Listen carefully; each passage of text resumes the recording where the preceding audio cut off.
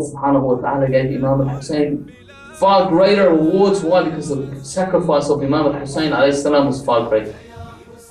That there was thirst, the Imam accepted. What is Imam al-Hujjaj al-Sharif in Ziyarat al-Nahiya, which is a beautiful ziyarah, one that I really recommend that you sit down and read and listen to and understand in all its details. That he says to him, قَدْ عَجَبَتْ مِنْ صَبْرِكَ مَلَائِكَةُ السَّمَاوَاتِ. That he says that the angels of the heavens were astounded, amazed by your patience. That you, the grandson of the Holy Prophet, you, the person that has this high position, and yet you are thirsty, and the water is there for you. That the water would listen to your command. If you asked for water to come from the ground, it would have come from the ground, and then yet you were patient, and you waited. And the martyrdom of everyone before you, and you waited, and you were patient. And then after the martyrdom, as we remember in these days, as the women folk of the Imam were beaten and sworn at and whipped and made to march from city to city and town to town. This is something that's beyond belief, and yet he knew this would happen, and he was patient. Patient to Allah subhanahu wa ta'ala to prove his loyalty, so Allah subhanahu wa ta'ala gave him an exceptional reward. He made him the exception in his creation.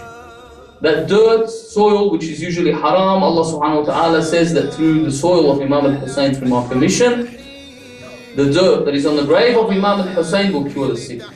And by God does it cure the sick. That beneath or next to his grave or beneath his dome, dua will be accepted. That you make a dua, it is accepted. The dua will be accepted. Why? Because Imam al-Husayn was an exceptional figure. And he gave exceptionally to Allah subhanahu wa ta'ala unconditionally. So Allah subhanahu wa ta'ala rewarded him unconditionally. That imagine the visitation of Imam al-Husayn. من زار الحسين كمن زار الله في عرشه.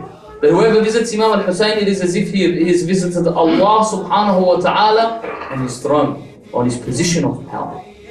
That when they see Imam al-Sadiq salamullahi alayhi going to visit Imam al-Husayn, the Imam al-Sadiq, Imam Ja'far al-Sadiq, who is one of our greatest imams, the imams that the imam that we name our madhab after. When he goes to enter the shrine of Imam al-Husayn, he enters on his knees. And you hear today people mock when they see people sliding on the floor, entering on their knees, and they say, oh, what's wrong with these people? Imam al-Sadiq enters on his knees. He walks forward on his knees. So someone looks at him and says, Sayyid Mawlay, should I do as you do? He says, no, do not do as I do. Why? He says, because you do not see what I see. When I look at the grave of Imam al-Husayn, I see the malaika coming to visit. I see the anbiya coming to visit.